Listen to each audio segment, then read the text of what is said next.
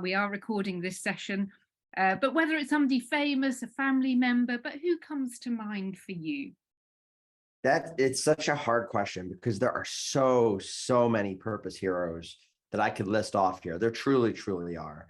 And so at for the sake of not leaving any one out, I'm actually going to specifically spotlight my grandfather. He may have been the most purposeful person, most selfless person who brought purpose into every moment of his life and being. As I was a kid, my grandparents raised me.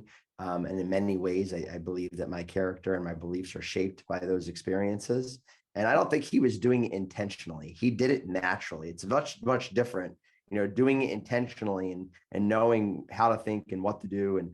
But he just did it authentically and genuinely when I was growing up. And so I'm going to go with my grandfather as my purpose hero.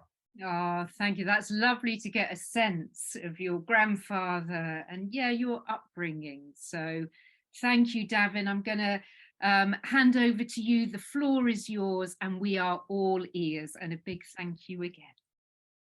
Well, I am delighted to be here as I shared with each of you today and with this amazing community, which is it's been beautiful to watch you all grow.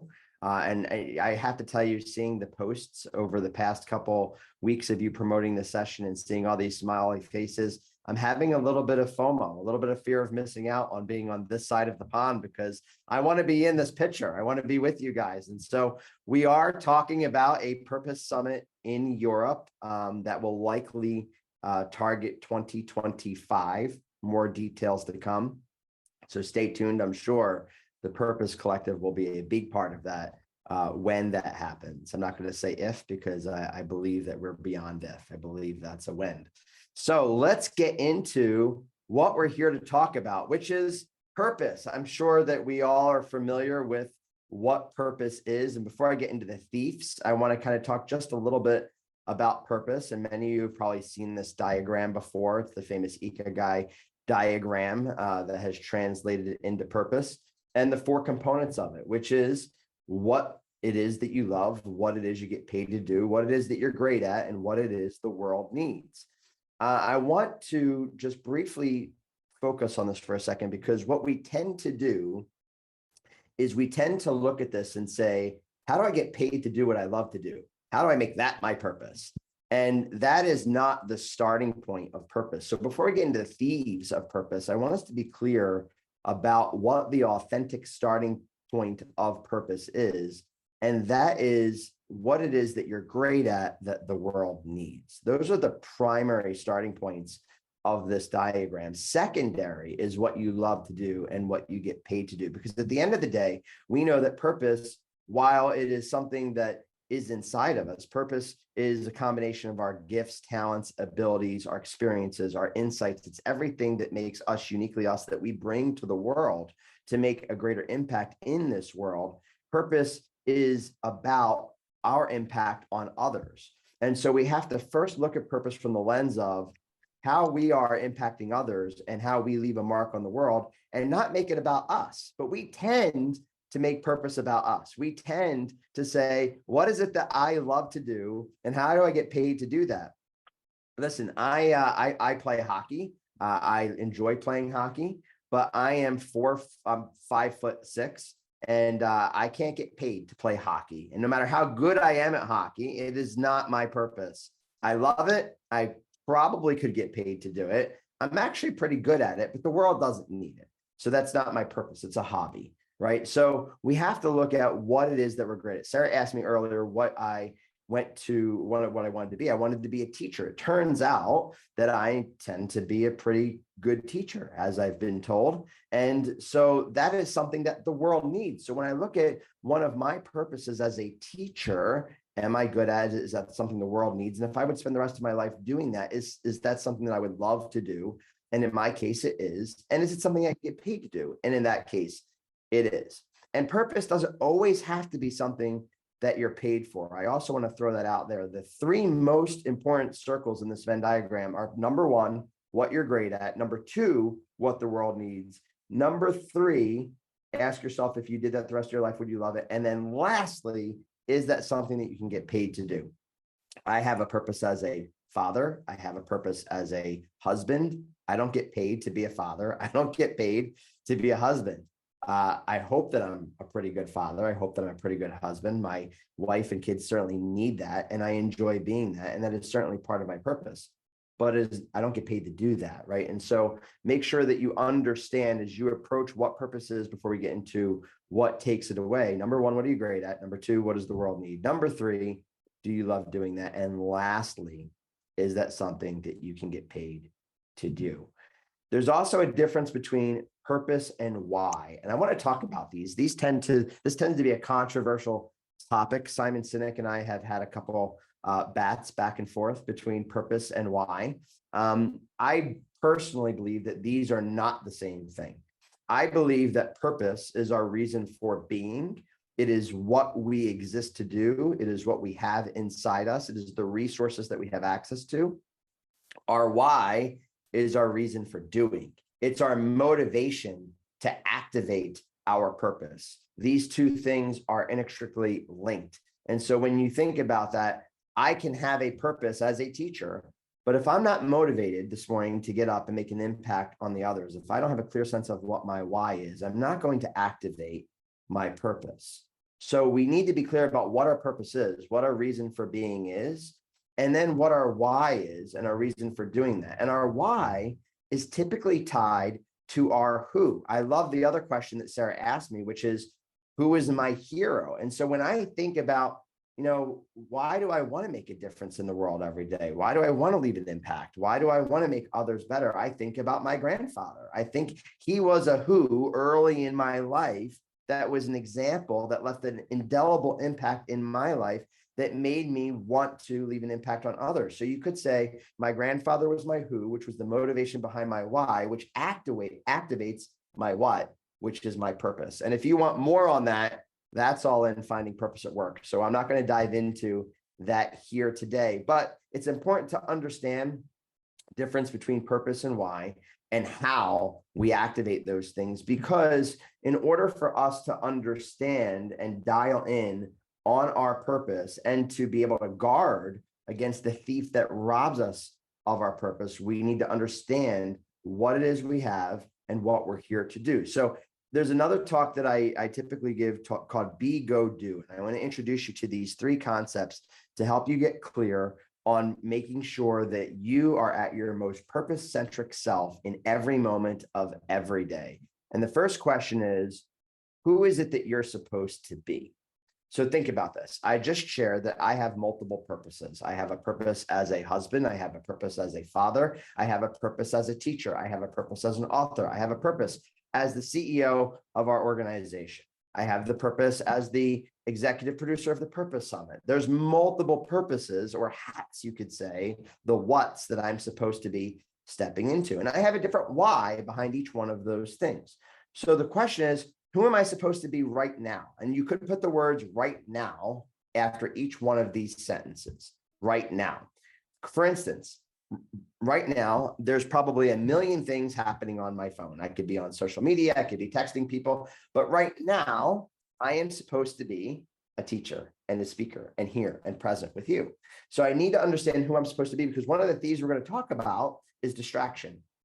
And so if we are confused by the multiple purposes that we are being called to step into simultaneously in a moment, distraction itself, the multiple purposes, will rob us of the singular purpose that we're supposed to step into in this very moment. So who are you supposed to be right now? Secondly, where are you supposed to go? Now, this is critical because I just mentioned that there are other purposes that we could step into. We tend to not live in the present. We tend to always live slightly ahead of the present. We tend to be thinking about what's next. In fact, even right now, you're thinking about what you are going to do right after this call. You're thinking about how long is this going to be? How long is Davin going to talk? When are we going to get into breakout sessions? I've got to leave at 9:45. I have to go to this. In your mind, you are already living in the future, and it's robbing you of the present. So because there's all of these things that you could go to next, first focus on where am I supposed to be right now? And then secondly, where am I supposed to go? Because if you understand what is immediately next with all of the different things that are demanding your attention, and you're able to shelf that, that will allow you to be present in the moment because you're clear about what's next. And so you're not discerning what's next. And then third, what are you supposed to do in this present moment? So once you know where you're supposed to be, you're clear on right now where you're supposed to go next and what you're supposed to do right now, then and only then can you step into the fullness of this purpose of this moment of this day. And purpose, I want to share with you, and I've already said it's a multiple thing. One of the things that we tend to allow to rob us of purpose is thinking of purpose as a singular, grandiose idea for our lives. Now, we could get into a faith spectrum, and I can argue a singular, grandiose idea for my life from a faith spectrum or from an ideology standpoint. But I would offer that purpose is multiple and it is plural, and it happens moment by moment, as I just shared. Right now, I have a purpose as a teacher. When I get off this call, I will have a purpose as a CEO when I step outside these doors. When I leave here, I will have a purpose as a friend in a conversation I need to have later today. When I leave there, I will have a purpose as a husband as I have to do something for my spouse. Then I will have a purpose as a father as I go to my daughter's basketball game. I have to be focused on who I need to be right now, clear about where I need to go next, and what I'm supposed to do in the present moment, because answering those gives us clarity on the impact that we are supposed to have in the present moment. And purpose is all about impact. Purpose, though, is also not always fluffy sunshine, unicorns, and rainbows. Purpose, when you step into purpose, is hard. This work is hard. I talk about it all the time. Purpose is not fluff. Purpose is foundational. Purpose is the hard work. The reason that people label it as fluff or label it as, unicorns and rainbows is because they don't want to address the hard. Purpose often shows up in our deepest struggles in our life. I love this quote by Chadwick Boseman, the late Chadwick Boseman. You might recognize him as Black Panther, who says that the struggles along the way are only meant to shape us for our purpose. I will share with you, I was not always into the purpose space. I wasn't. I got into the purpose space in 2012, about 11 years ago. And the reason I got into that space is because I had a life-altering situation. You see, we tend to be very, very busy doing. We've become human doings rather than human beings. We don't know how to be. And as I shared with you, the key to purpose is understanding how to be. One day I was driving our daughter to school, and we love singing in the car. We love, it's one of our things. And I'm driving her to school. She was 4 years old at the moment, and it was a rainy day, and she's singing, I'm singing, I'm looking in the rearview mirror at her in her car seat, and she's laughing and I'm laughing, and we're driving, and the school's coming up on my left-hand side, and I put my left-hand turn signal on, and I slow down and stop. And the next thing I know, all I felt was a massive boom, lots of crying, and then the next thing I remember was being in this bed. Apparently, when we had stopped and I had put my turn signal on, the car that was behind us went around us. The car behind that wasn't paying attention and slammed into us at 50 miles an hour. Crushed our car to our daughter's car seat. Thank God that car seat saved her life. I was taken, they needed to use the jaws of life to get out of the doors. They were all crushed like a can. I was taken to the hospital and was told not to move and was in a neck brace. And I had a lot of time to think in this bed. All of a sudden, all the stuff that I needed to do didn't matter. I was very focused on who I was going to be if I ever got up out of this bed. Was I going to be able to walk? Was I going to be able to be the dad that I had hoped? Was I going to be able to be the husband that I had hoped? Was I going to be what I was very focused on being, because life slowed me down.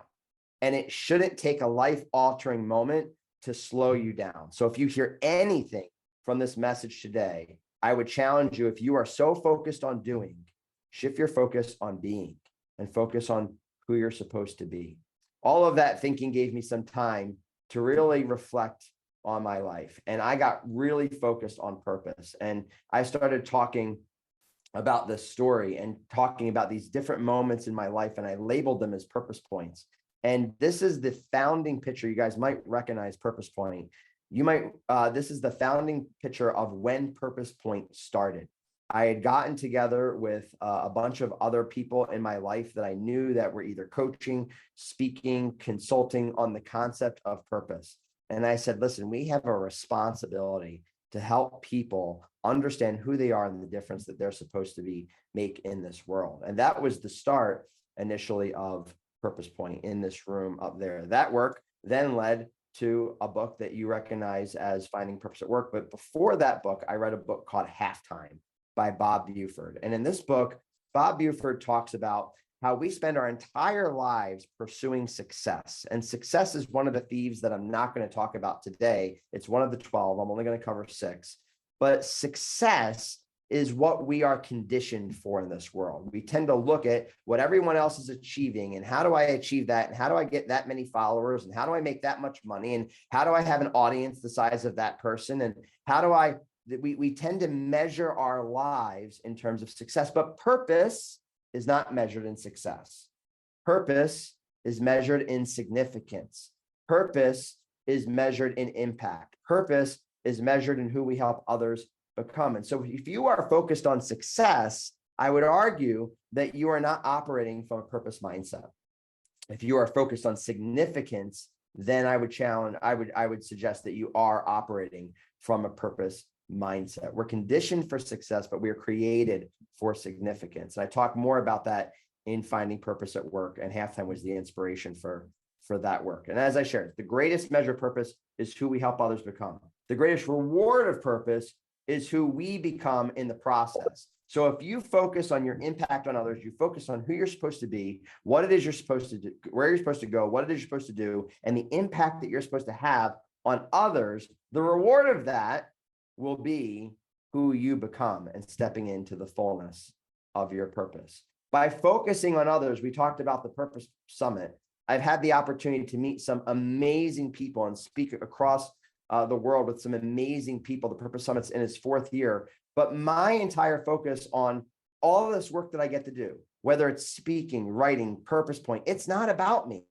It's about them. It is about each one of these faces that you see in this picture. There are people in this picture from the Netherlands, from Italy, from the UK, from Switzerland, from all over the United States that came together last year to have this conversation.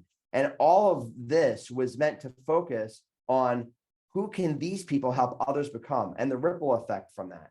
And that led to even more people, which led to the Purpose Summit this year and new faces. Ron Carucci, who you guys saw last month, will be speaking at the Purpose Summit this year. All of this work is not about me. It's about focusing on who am I helping these people become and the impact that they can have in providing a platform by that.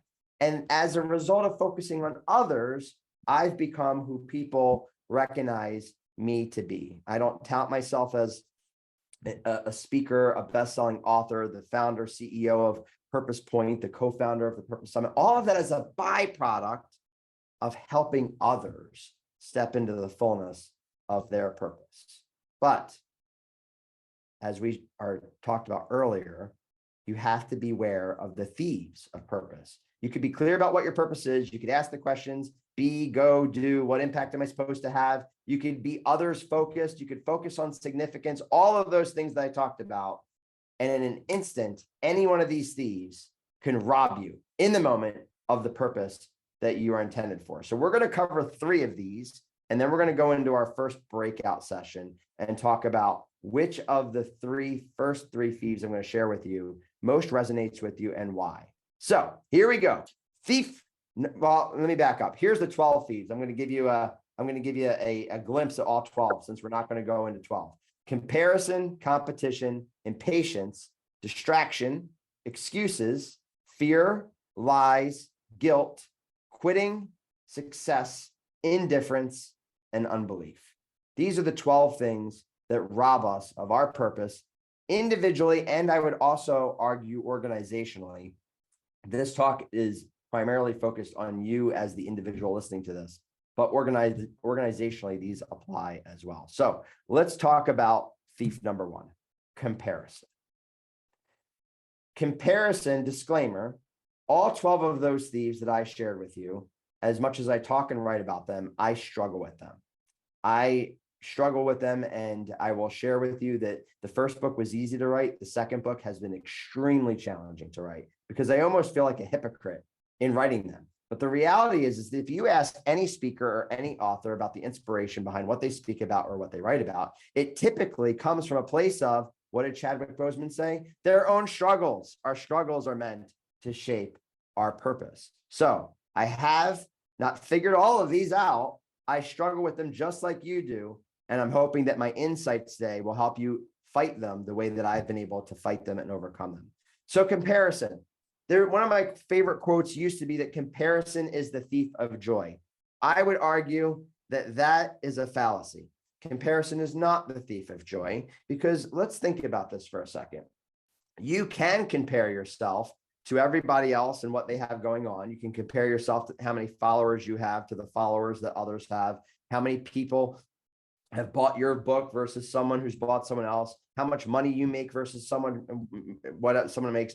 My wife is constantly on, social media, and she tends to, look at what other people are doing, and our friends will be on a vacation. Why aren't we on vacation? We tend to compare our lives to the lives that other people are living rather than focusing on the life that we're supposed to be living. And in that instance, you could say that it robs you from joy, but you could also compare yourself to others who are living in much, much more challenging situations. Imagine what it must be like to be living in Turkey right now. I mean, all of a sudden, comparison takes on a different tone, right? That doesn't necessarily rob you of joy. It actually brings you empathy, gratitude. There's a lot of different emotions that when you start to think about comparing yourselves to those that are in much more challenging situations, invoke a whole set of different emotions that don't necessarily rob us of joy, that actually bring us closer back into our humanity and arguably closer to our purpose. Because when you start thinking about gratitude, when you start thinking about empathy, it makes you want to help. It activates your purpose. So I would share this. Comparison is not the thief of joy. Envy is. Comparison in the form of envy is the thief of purpose. I'll say that again. Comparison in the form of envy is the thief of purpose. So, how do you overcome comparison? The answer is simply not to compare yourself to others, but to compare yourself to yourself. Compare who you are today to who you used to be. Am I 1% better today than I was yesterday? Am I a better version of myself than I was yesterday? If you start to compare yourself to the person that you were yesterday, you will find that you will be very purpose focused. You will find that you are grateful for how far you have come, and you will be very clear about what your next step in your purpose is. So, overcome thief number 1 by comparing yourself to yourself. Thief number 2, competition. Oh my goodness, do we like to compete? I will tell you, competition is healthy for business, but it is, and it's great in games and sports. And I'm a big sports fan. Love Ted Lasso. I can't wait till the next season comes out. I'm itching. I already saw the piece, the trailer for it. Competition can be healthy in the form of a game, and in business, but it could be toxic for our purpose. One of the things that when I look at all of the different purpose work that's out there, I share that Purpose Point doesn't have any competition. And the reason I say that is because the harvest out there of people thirsting and needing purpose is so big, and the workers to go out there and help them are so few. And so I get excited when I see something like the Purpose Collective that is out there and championing this work. We say, in fact, one of our values at Purpose Point is that collaboration over competition is one of our core values. And where that came from is one of my favorite authors, Ken Blanchard, who wrote the foreword to my book. And he used to say, none of us is as smart as all of us. I say used to, he still says that. I don't see him as often as I used to, because he's in California and he's 83 years old and we don't get to see each other as often. But he would say none of us is as smart as all of us. And so when you think about that, when you think about all of the unique different insights, experiences, gifts, talents, and abilities that we all have, if we are all focused on making the world a better place, on making others, better, on solving problems, if we focus on things from a collaborative standpoint, there's so much more that we could do. But when we start focusing on who gets the bigger piece of the pie, who gets more attention, when we start to compete, all of a sudden those things rob us of the purpose that we were intended to make together. So I would challenge you, as you look at the work that others are doing, are you competing or are you collaborating? If you're looking at others who are further down the road than you are, and maybe who you want to become or what you want to achieve, are you looking at them as someone you can learn from, that you can collaborate with, or are you looking at them as a competitor? Ken Blanchard is known for writing over 62 books in his 83 years. He's one of the most published authors of all time. Fun fact, 60 of those 62 are co-written with another author. He used his gift for writing to write with other people, to use his work as a platform to shine the spotlight on other people. Ken Blanchard is only known for being one of the most published authors in history because he chose a collaborative mindset and not a competitive one.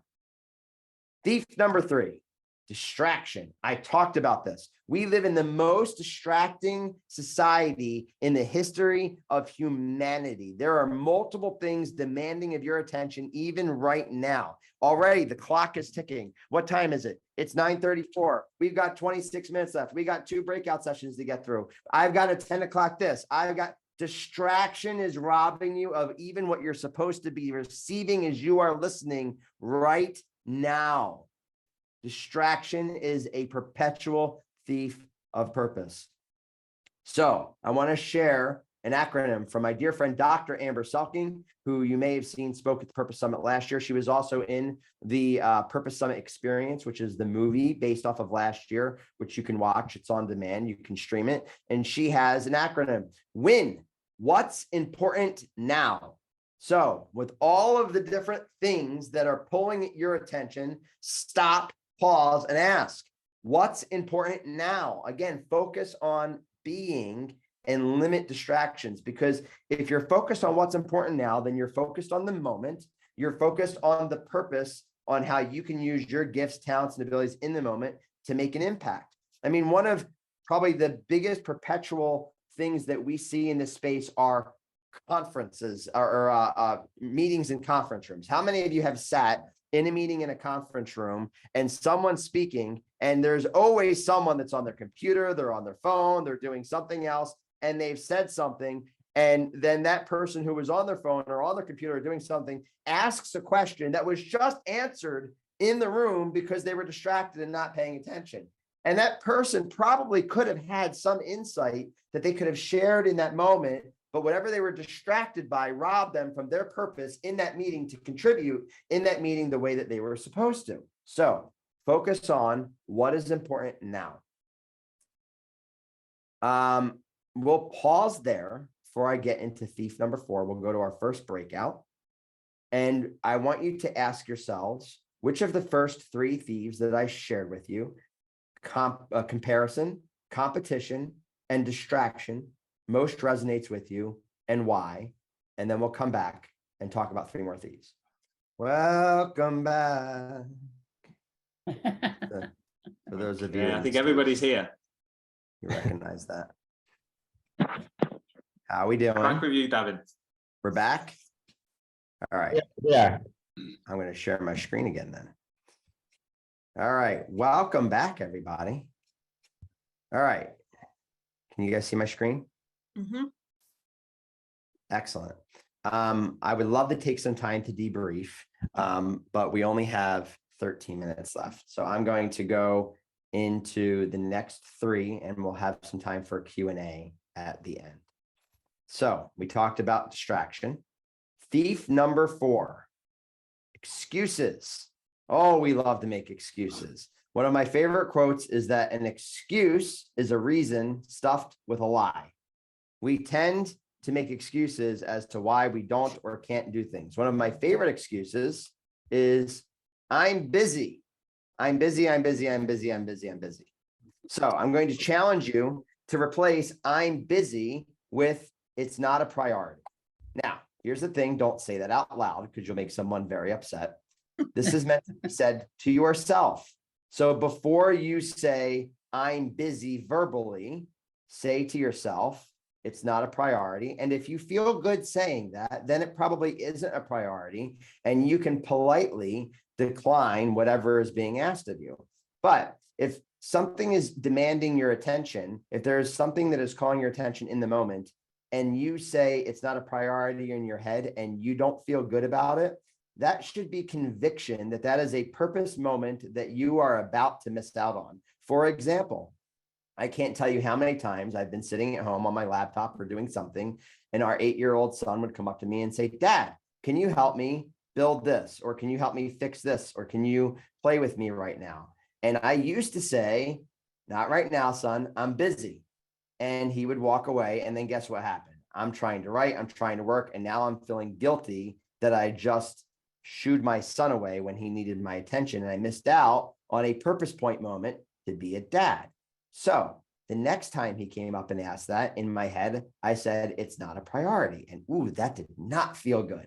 So you know what I did? I stopped what I was doing and I went and helped him for 15 or 20 minutes and gave him the attention that he needed. And then I came back to what I was doing. I maximized my moment as a dad. And then I was also able to be more effective back doing the work that I was doing because I wasn't distracted and feeling guilty because I didn't miss that moment. So the next time that you are tempted to say, I'm busy, to either someone else or to yourself on something you know you need to get done, replace in your head, it's not a priority. And if you feel good about it, it's not. Continue doing what you need to do. If you don't feel good about it when you say it's not a priority, that is conviction that that is a purpose moment that you are about to rob yourself of. Thief number 5, fear. Oh my gosh.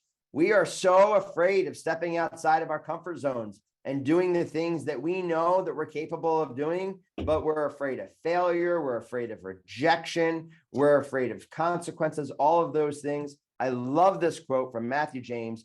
Fear constricts rather than expands who we are created to be. When you think about this, how many things have you missed out on because you were worried that it wouldn't work out the way that you had hoped because you might be rejected, because whatever the case is, you need to look at fear as an opportunity. If you are afraid, now listen, fear has a healthy space in our lives, right? If a lion is chasing you, that is a healthy fear because it is going to give you a little bit of adrenaline to run to save your life. There are such things as healthy fears, but in most cases, 99% of all fear prevents us from doing something that we are supposed to be doing.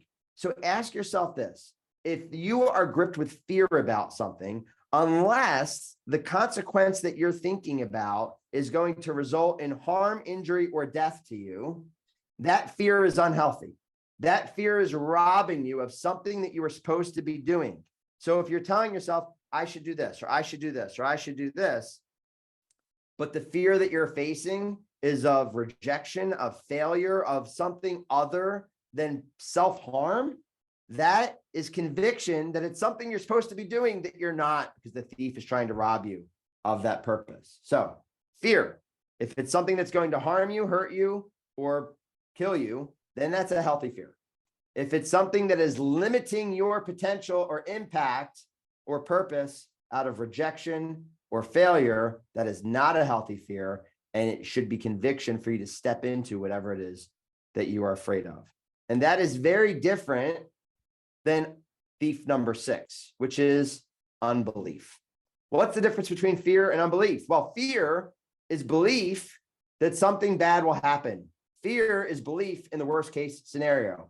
Fear is belief that you are going to be rejected. Fear is belief that you are going to fail. Fear is belief that you are going to fall. Unbelief is very different. Unbelief is believing that you're not capable at all. Unbelief is believing that you do not possess the gifts, talents, abilities, experiences that you have. All the time, I can't tell you how many times people have said to me, oh, Davin, I really enjoyed your talk. Oh, Davin, I really enjoyed your book.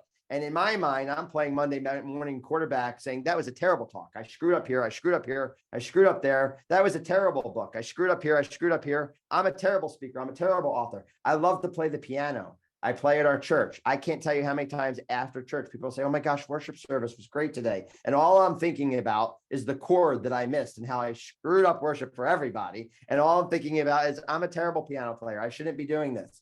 Unbelief is believing or is not believing that you are capable of the gifts, talents, and abilities that you have been given and the difference that you were created to make. One of my favorite quotes when it comes to addressing unbelief, whether or not you think that you could write that book, whether or not you think that you could give that talk, whether or not you think that you could achieve that goal, whether or not you could think that you could become who you envision that you can become, is the fact that it always seems impossible until it's done. That's from Gary Ridge, former CEO of WD-40, dear friend of mine. Everything that we have, everything that's been created was thought impossible until it was done. We once thought that we would never be able to see each other and talk to each other the way that we're doing right now, that only existed on the Jetsons growing up as a kid. But yet here we are, right? It always seems impossible until it's done. There's nothing that's impossible. Belief, unbelief is the only thing that prevents it. So we have just a few moments left. Let's go into one more breakout session, and then we'll come back and wrap up. All right, you guys all back? We've got 2 minutes. So I'm going to take literally 60 seconds to go through these last 2 slides, and then we're going to do our famous screenshot so we don't miss this. So it always seems impossible until it's done, as Gary Ridge would say. He also says, happy people create happy families. Happy families create a happy community. Happy communities create a happy world. And we need a happy world. And I will share with you that this world looks really, really big, and it can be intimidating, and you can think that you can't make a difference. Hence the unbelief. I would challenge you to look at the world this way. We each have an opportunity to shape it moment by moment, day by day, by stepping into your purpose and acknowledging which thieves are robbing you in the moment. Stop the thief and step into the fullness of who you were created to be. Thank you, guys. Thank you so much, Davin. Thank you so much. I love the way you've not only named the distractions, but you've given us some answers too. And one of the ones that will really stay with me is the win mindset when I'm distracted. What's important now? So huge thank you to Gavin. Alberto, you're going to do your magic, I think. Yeah, I was so much in the being and not in the doing, so I forgot about doing the screenshot. But yeah, I'm gonna do it. I'm gonna take the screenshot. So everyone to express how they feel right now after Davin's session. So I'm gonna count till 3. I have 2 screens, so I'm gonna do it 2 times. So 1, 2, 3. Yeah, and then the next one, 1, 2, 3. Very good, thank you. Thank you very much, Alberto. So we will be in touch. We will send the recording out. And I'm just going to say a very big shout out for the next Purpose Collective event, which is in person in London, Thursday, the 16th of March, with a wonderful guy, Australian Bodhi Holdridge, who's going to be talking about purpose and the hero's journey, the heroine's journey. Please do join us if you can. We're going to make the link go live very soon. But finally, just Davin, thank you again for being with us and for a super session. Maybe you might like to unmute yourselves and just say thank you to Davin in person as well. So thank you. Thank you, Davin. Thank you very much, everyone. Thank you all. Have a good day. Good luck with your book. Bye. Thank you very, very much. Bye. Bye bye.